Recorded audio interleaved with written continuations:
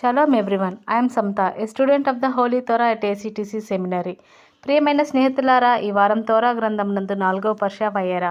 వయరా అనగా మరియు ఆయన ప్రత్యక్షమాయను అని అర్థం. ఇది సెఫర్ తోరాలో 4వ పర్ష మరియు సెఫర్ బెరెషిత్ లేదా ఆదికాండంలో 4వ పర్ష.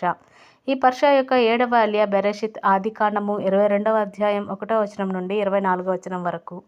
ఈ 7వ అలియాలో ఎలోహిం అబ్రహాంను పరీక్షిస్తూ తన ప్రియకుమారుడు ఇసాకును మోరియా దేశంలోని ఒక పర్వతంపై దహన బలిగా అర్పించమని ఆదేశిస్తాడు. అబ్రహాం ఉదయాన్నే లేచి గాడిదను సిద్ధం చేసి 2 సేవకులను ఇసాకును తీసుకొని బలి కోసం కట్టెలు చీల్చి 3 రోజులు ప్రయాణిస్తాడు. సేవకులను వదిలేసి కట్టెలను ఇసాక్పై ఉంచి అగ్ని కత్తి తీసుకొని పర్వతం ఎక్కుతాడు. ఇసాక్ గొర్రె ఎక్కడ ఉందని అడగగా ఎలోహిం తానే చూసుకుంటాడు అని అబ్రహాం చెప్తాడు. స్థలంలో బలిపీఠం కట్టి ఇసాకును కట్టి అతనిపై కట్టెలు ఉంచి కత్తి ఎత్తుతాడు.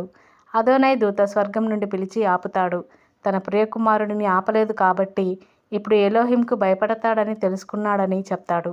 పొదలో చిక్కుకున్న ఒక పొట్టేలును బదులుగా అర్పిస్తాడు.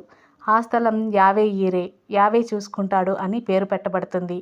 దూత నిబంధనను పునరుద్ఘాటిస్తూ అబ్రహాం సంతతి నక్షత్రాలంతా అసంఖ్యాకంగా ఉండి శత్రువుల ద్వారాలను స్వాధీనం చేసుకొని అతని విధేయత కారణంగా సమస్త జాతులకు ఆశీర్వాదం అవుతుందని చెప్తాడు.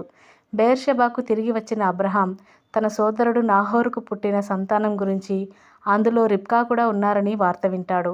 ఈ భాగం అబ్రహాం యొక్క అత్యున్నత విశ్వాసం, విధేయతను, ఎలోహిం యొక్క సమయోచిత జోక్యాన్ని మరియు నిబంధన వాగ్దానం యొక్క లోతైన బలోపేతాన్ని నొక్కి చెప్తుంది. ప్రియమైన స్నేహితులారా, మరిన్ని తోరా పాఠాల కోసం మా యూట్యూబ్ ఛానల్ను సబ్స్క్రైబ్ చేయండి. షాలోమ్ లెహిత్రోత్.